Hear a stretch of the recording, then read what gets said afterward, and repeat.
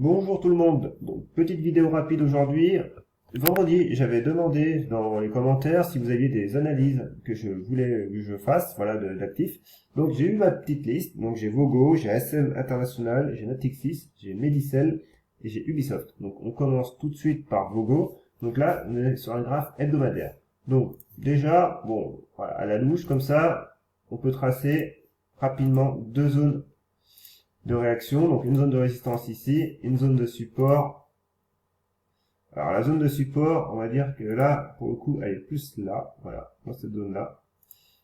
Donc, voilà, là on est quand même sur un graphe hebdomadaire, c'est assez macro, et le titre a pas beaucoup d'ancienneté. Donc, par contre, je vois qu'on peut toujours également, alors, tracer un petit support oblique, voilà, à peu près, comme ça.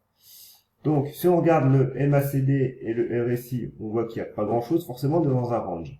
Donc, du coup, on peut passer en unité journalière.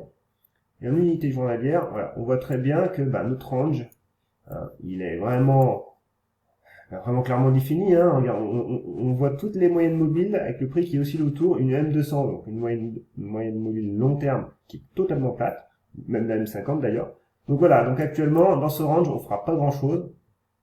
On attendra voilà, les 12,50 pour une sortie haussière et une reprise de tendance. Donc ensuite j'ai ASM International. Donc ASM International, alors qui est là. Pareil, elle on me l'a demandé donc vendredi je crois. Donc ici, voilà, j'ai commencé à regarder. Donc du coup, graphe hebdomadaire. Évidemment on a fort mouvement haussier. Hein. Là c'est impressionnant depuis 2019 quand même.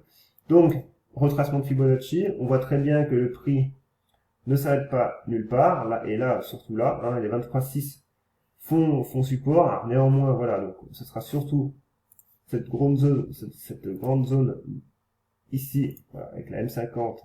On voit, bon, même si elle a été cassée, qu'elle a été reprise, on voit que cette zone-là qui est quand même potentiellement intéressante, donc zone des 117, 115, voilà, zone à ne pas casser, évidemment. Ici, on peut tracer une petite oblique résistance, voilà, pourquoi pas, donc, en rouge, voilà, ça nous donne à peu près des niveaux. Maintenant, il faut quand même regarder le graphe, avant de regarder le graphe journalier, on peut regarder juste le MACD, on voit très bien qu'ici, le MACD a croisé son signal à la baisse, hein, donc il est sous son signal, là on a un faux croisement baissier, voilà, donc c'est quand même mal orienté, hein, à très court terme en tout cas.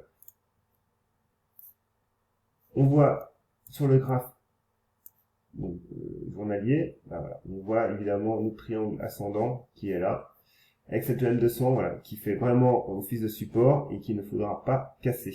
Voilà, je peux pas en dire beaucoup plus. Voilà, faut tenir cette zone là des 115. Autrement, voilà, on irait retaper quand même probablement déjà les 106, puis voir les 90, hein, voilà, en fonction des niveaux de retracement. Voilà, après j'ai Natixis. Natixis, alors c'est une bancaire, tiens, ça faisait longtemps que j'avais pas fait une bancaire.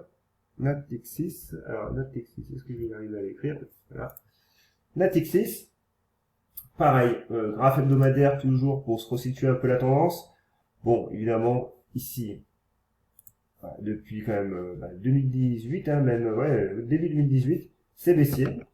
Actuellement, on a un petit range qui se construit depuis voilà, le début de l'année 2020. Néanmoins, voilà, on reste quand même sur une belle tendance baissière. Il n'y a que la N20 hebdomadaire hein, qui est plate. Hein. Toutes les autres sont baissières. On voit très bien notre range là, entre les 2,65 et les 1,80. Voilà, on est aussi au milieu. Si on regarde nos indicateurs, pas grand chose. Hein, on voit très bien que le MACD est quand même, forcément on est en range, mais on voit très bien que là, il donne pas d'indice particulier. Donc, on peut pas s'y fier. Et pareil en hebdomadaire, en journalier, on voit très bien que forcément dans un range, toujours pareil, inefficace. Et là, on voit cette M200, voilà, qui capte le prix. Et là, voilà, pareil, ici, 2,65. Avant, on pourra pas faire grand chose. Alors, si on est très court terme, on va dire, à mon niveau, pour moi, voilà, on a ce breakout là. Néanmoins, voilà, ça sera un breakout très court terme, parce qu'évidemment, on a la M200 qui est très très proche, avec le haut de range. Voilà, donc si on veut un dégagement un peu plus, voilà, une jambe aussi un peu plus élevée, eh ben on attend que le prix construise à l'intérieur, qu'il vienne taper cette résistance oblique, et pendant ce temps-là, la M200 aura le temps d'arriver, et du coup, on aura un prix potentiellement sous une résistance oblique avec une M200 en support. Voilà. Pour l'instant, on n'y est pas, donc on attend. Ensuite, j'ai Medicel. Medicel, alors, Medicel, ouais, tac, tac. Elle, pareil. Alors, bon, évidemment, ici, graphe, bon, on va éviter le graphe hebdomadaire, parce que je pense que y a pas grand chose à dire. Mais là, pareil, on voit zone de support, ou même, même support oblique, voilà, ici, avec, alors là, qu'est-ce qu'on peut tracer, là?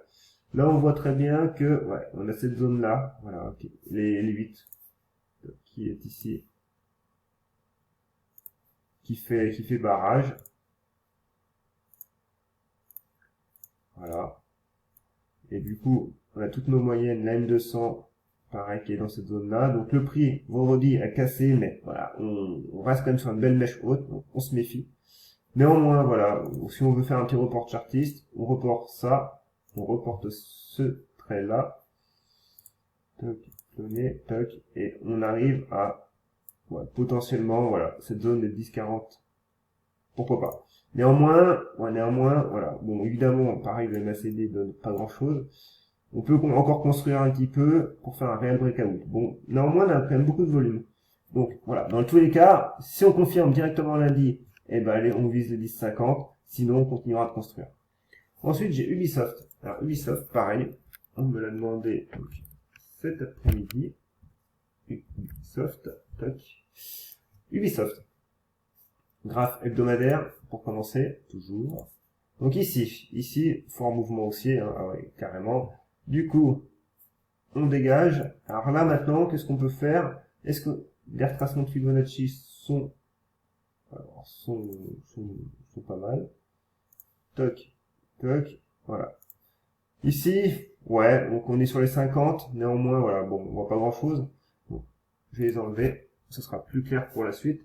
Ici, on voit belle zone de résistance matérialisée par ces plus hauts là, un support oblique, pas une résistance, un support oblique, voilà, ici. Donc maintenant, que faire? Après, que faire? Eh ben, du coup, on a ce support à ne pas casser, voilà, pour conserver quand même cette dynamique. Ici, petite zone de support, voilà, qui est là, qui correspond avec la bande de Bollinger inférieure, c'est pas plus mal non plus. Donc, support. Voilà, donc actuellement, ici, pareil. Support oblique. On est dans un biseau. Dans un biseau, à l'intérieur, pas à l'intérieur d'avant, parce qu'on a fait quand même un gros plus bas ici. Néanmoins, voilà, depuis avril, on peut dire qu'on est dans ce range de 84-64. Clairement, faut pas le casser. Voilà, faut pas le casser. Le prix peut naviguer, il peut revenir sur les 66.